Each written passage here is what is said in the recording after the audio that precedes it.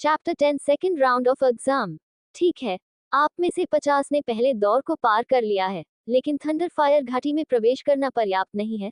अभी भी 2 और राउंड हैं, लेकिन निश्चित रूप से आपको थंडर फायर वैली में शामिल होने के लिए केवल दूसरा राउंड पास करना होगा।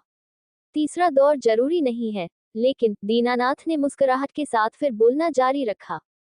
लेकिन यह मत सोचो कि यह आवश्यक नहीं है, तो यह महत्वपूर्ण नहीं है। यदि आप तेजी से प्रगति करना चाहते हैं तो यह वास्तव में आवश्यक है। थर्ड राउंड का परिणाम थंडर फायर वैली में आपके जांच और भाग्य को तय करेगा।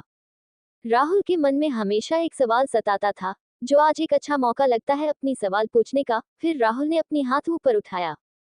दीनानाथ ने राहुल की तरफ देखा और राहुल की ओर देखते हुए कहा, क्या आपके कोई प्रश्न है? अपना सिर हिलाते हुए राहुल ने पूछा, क्या एक मौलिक योद्धा एक मौलिक जादूगर को हरा सकता है? राहुल की प्रश्न को सुनकर दीनानाथ मुस्कुराए और कहा, मैं इसे सरल तरह से समझाता हूँ। एक मौलिक योद्धा अभ्यास नहीं कर सकता है और मास्टर एलिमेंटल मंत्र की, क्योंकि उनका तत्वों के साथ कोई संबंध नहीं है, इसलिए उन्हें बाहरी आवश्यक ऊर्जाओं का उपयोग करके अपने शरीर को परिष्कृत करना होगा।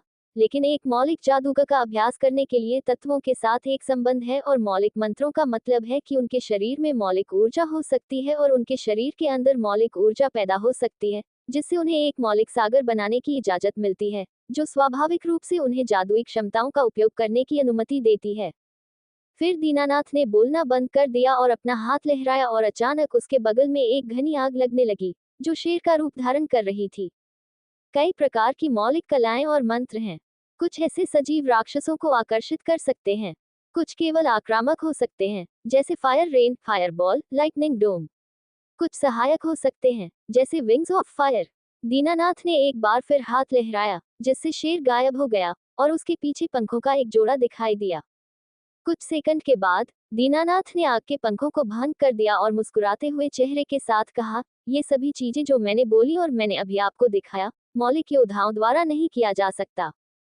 आखिरी बात सुनकर राहुल को ऐसा लगा जैसे दीवार पर वह सिर पीट रहा है।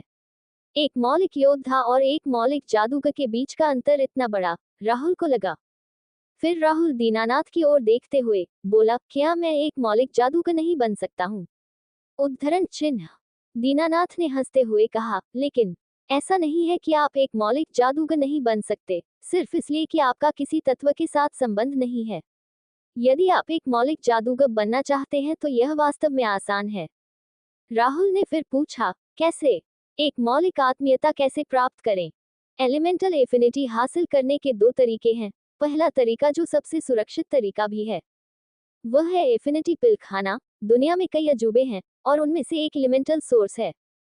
उदाहरण के लिए, हमारी थंडर फायर वैली में फायर एलिमेंटल सोर्स और थंडर एलिमेंटल सोर्स। हमारे अल्केमिस्ट इन स्रोतों का उपयोग थंडर एलिमेंट और फायर एलिमेंट की एफिनिटी पिल्स बनाने के लिए करते हैं, जो उन्हें खाने वाले को थंडर और फायर की एलिमेंटल एफिनिटी दे सकते हैं। लेकिन स्रोत दुर्लभ हैं, और इसलिए गोली की कीमत एक ऐसी चीज है जिसे एक अनुभवी तात्विक जादूगर भी नहीं खरीद सकता है। ऐसी गोलियों की केवल मांग है और कोई बाजार नहीं है। दीनानाथ ने राहुल से कहा, ऐसा लगता है कि अगर मैंने अपना पूरा जीवन पैसा इकट्ठा करने में लगा दिया, तो भी मैं इसे खरीद नहीं पाऊंगा। राहुल ने मन ही मन सोचा और कहा, दूसरा तरीका क्या है? दूसरा रास्ता बहुत खतरनाक है, जिससे आप सभी गुजर रहे हैं, एक मौलिक योद्धा का पथ। रहस्यमय तरीके से मुस्कुराते हुए दीनानाथ ने अपनी बात जारी रखा, आप जानते हैं, हमारे थंडर में एक भी मौलिक योद्धा नहीं है फायर वैली, क्योंकि मौलिक योद्धा के इस पथ पर चलने वालों के लिए केवल 2 परिणाम हैं।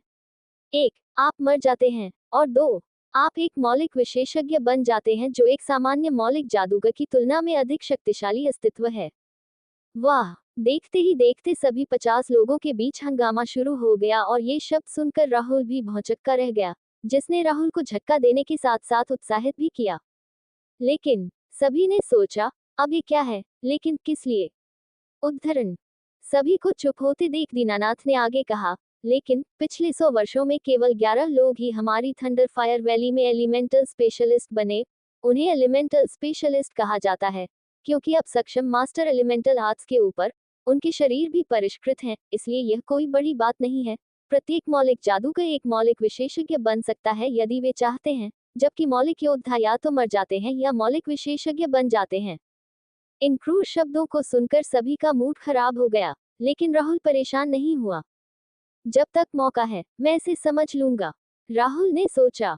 ठीक है सब लोग, दूसरा राउंड 5 घंटे में शुरू होगा।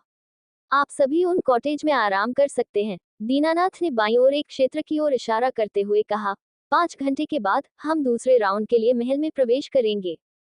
फिर सभी आराम करने के लिए कॉटेज की ओर चल पड़े, क्योंकि पहाड़ की चोटी पर चढ़ने के इतने गहन संघर्ष के बाद हर कोई अपनी शक्ति खर्च कर चुका था। अब वह आराम करना चाहता था। जब वे अपने कॉटेज के अंदर आराम कर रहे थे, तब दीनानाथ की आवाज तेज होने के कारण सभी को जगा दिया और 5 घंटे बीतने में ज्यादा समय भी नहीं लगा। आवाज सुनकर कुछ ही देर में सभी बाहर आ गए। ये देखकर कि हर कोई तैयार था, दीनानाथ ने सभी प्रतिभागियों को दूसरे दौर के लिए महल में ले आया।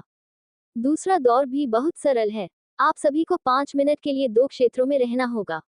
दीनानाथ ने सभी को बड़े महल के अंदर ले जाने के बाद कहा।